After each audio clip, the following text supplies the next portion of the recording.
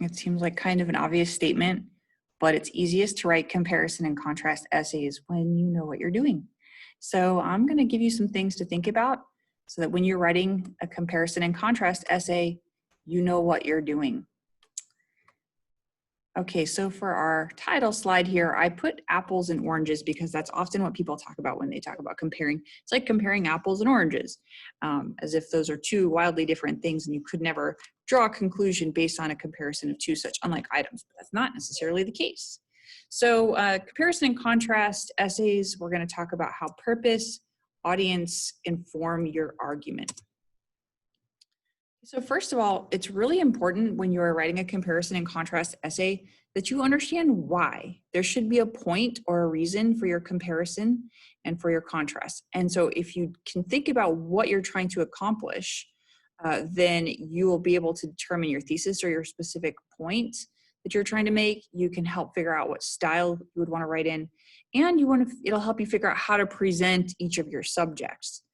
So for example, if I were thinking of comparing apples and oranges, why would I do that? Am I trying to convince someone to buy apples over oranges? Or am I trying to convince someone to rearrange the produce section in such a way that it's a better choice where we put the apples and oranges? It's kind of a lot of different reasons, but you would want to have a particular reason in mind and not just do a random comparison and contrast where you're talking about different aspects of them and similar aspects of them. So when you're thinking about your comparison and contrast and your purpose, it's really important that you think about who your audience is. You want to think about what your target audience already considers about your topic and what impacts do you want to create. What do you want your audience to walk away thinking, feeling, believing about your subject? And audiences can kind of fall within two categories. You could have a receptive audience, and that would be people who already kind of agree with your point. And you can have a hostile audience, and that would be people who disagree with your point. And you can write to either side. You'd want to think about who you're trying to reach and why. But for example, with our apples to oranges, if you have a receptive audience who agrees with your point that apples are awesome, they already agree with that, what more could you try to ask of them? Maybe you would have a call to action: buy oranges, but not apples. Or maybe you want to deepen their belief about oranges. You love oranges because they're healthy, but also here's how they're more aesthetically pleasing than apples.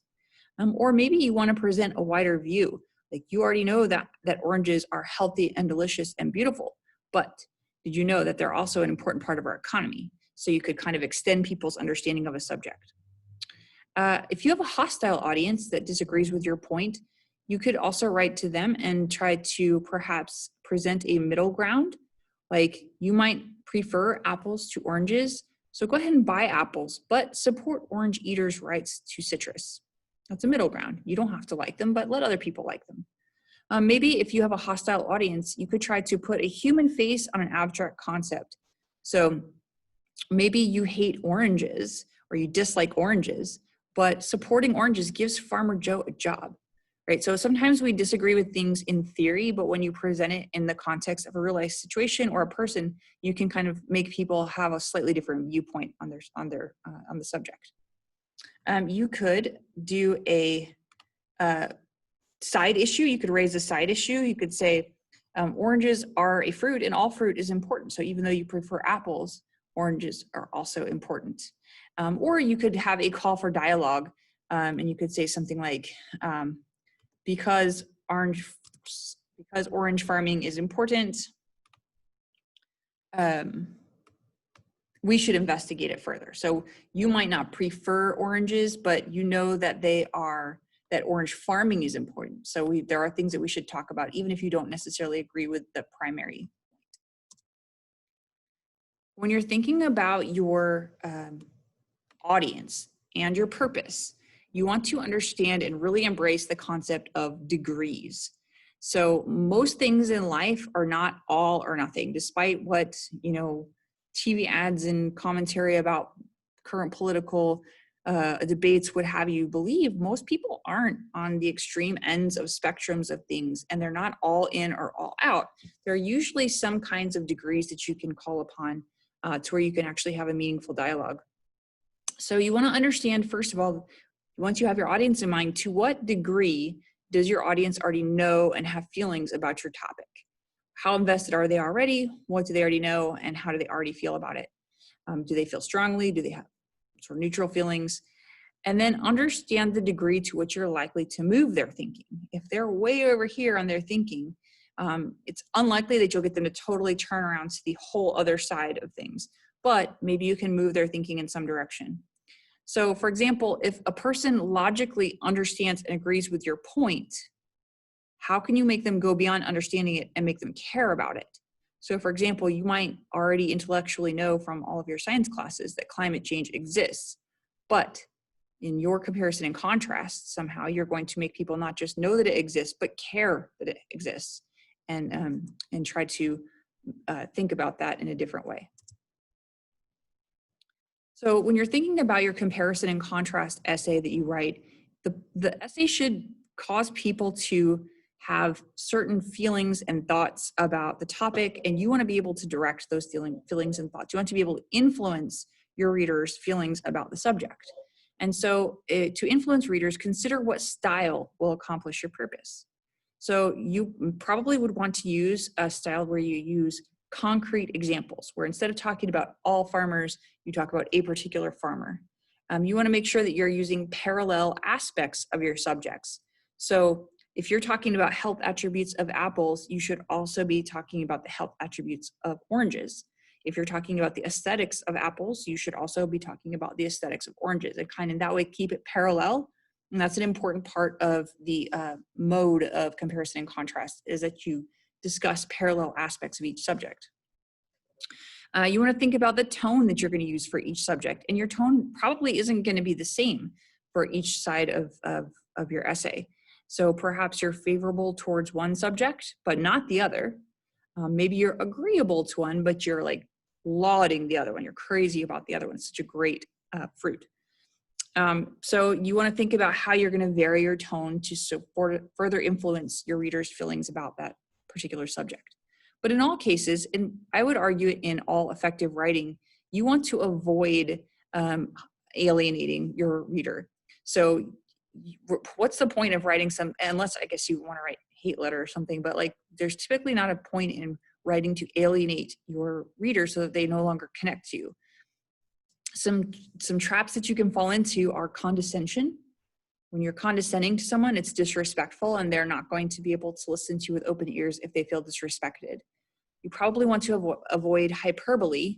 Hyperbole is an exaggeration, and if you exaggerate things, you kind of undermine your own credibility. You might come across as if you don't really understand the reality of the situation because you have such an exaggerated viewpoint, either in your language or your reasoning. And most importantly, you want to avoid generalized or obvious statements.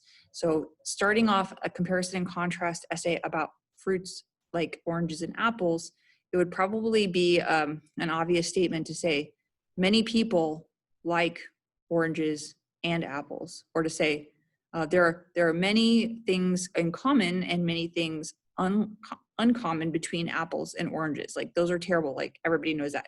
You want to think of something that's a little bit, well, quite a bit more insightful than that.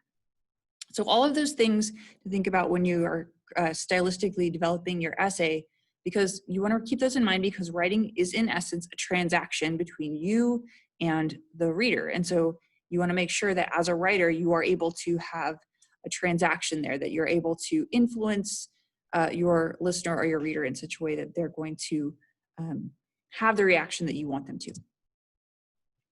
In comparison and contrast in particular, an outline or a graphic organizer is a really good idea. It's really important with this kind of writing, if you're actually using comparison and contrast, that you maintain that structure. And it's very easy to kind of just start writing and then go only write about the one subject. If you don't present your secondary subject, then it is no longer comparison and contrast. So creating an outline or a graphic organizer will help you make sure that you're actually writing in comparison and contrast, that you're offering a balanced view of your subjects.